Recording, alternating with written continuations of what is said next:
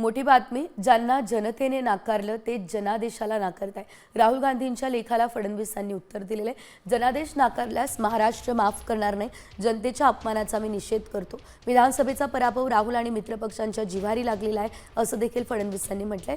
फडणवीसांनी देखील लेखानेच उत्तर दिलेलं आहे। जनतेने ज्यांना नाकारलं, आपण पाहू शकतो, जनतेच्या अपमानाची यावेळेस मी त्या अपमानाचा निषेध करतो असंही फडणवीस म्हणाले।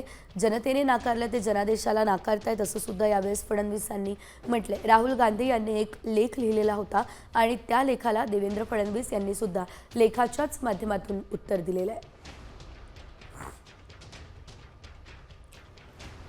एकंदरीत आपण जर बघितलं तर आता देवेंद्र फडणवीस यांनी या पूर्ण लेखामध्ये नेमकं काय म्हटलं हे बघणं औत्सुक्याचं असणार आहे। कारण राहुल गांधी यांनी जो लेख लिहिलेला होता, भाजपवरती जो हल्लाबोल केला होता, खास करून पंतप्रधान नरेंद्र मोदी यांच्या संदर्भात जी विधानं केलेली होती, त्यानंतर आता स्वतः देवेंद्र फडणवीस यांनी सुद्धा लेख लिहिला आणि राहुल गांधी यांच्या लेखानेच उत्तर यावेळेस देवेंद्र फडणवीस यांनी दिलेलं आहे। राहुल गांधी यांच्या लेखाला त्यांनी जनतेने त्यांना नाकारलं असल्याचं उद्देशून म्हटलेलं आहे। अधिकचे अपडेट आमचे प्रतिनिधी गिरीश कांबळे यांच्याकडून घेऊयात। गिरीश, आपण पाहतोय फडणवीसांचा लेख आता समोर येतोय, काय नेमकं यात लिहिलंय सविस्तर?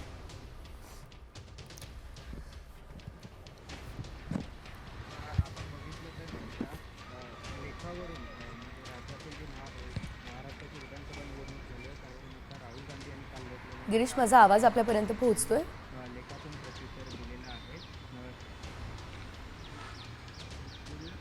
राहुल गांधी यांनी काल जो लेख लिहिला आहे महाराष्ट्र विधानसभा,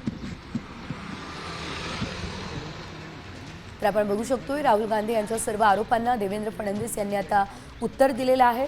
जनतेच्या अपमानाचा यावेळेस त्यांनी उल्लेख केलेला आहे आणि जनतेने राहुल गांधी काँग्रेस पक्षाला नाकारलं असल्याचं सुद्धा या दरम्यान आता देवेंद्र फडणवीस यांनी म्हटलेलं आहे। फडणवीसांनी सुद्धा लेखाच्या माध्यमातूनच राहुल गांधी यांच्या सर्व आरोपांना उत्तर दिलेलं आहे।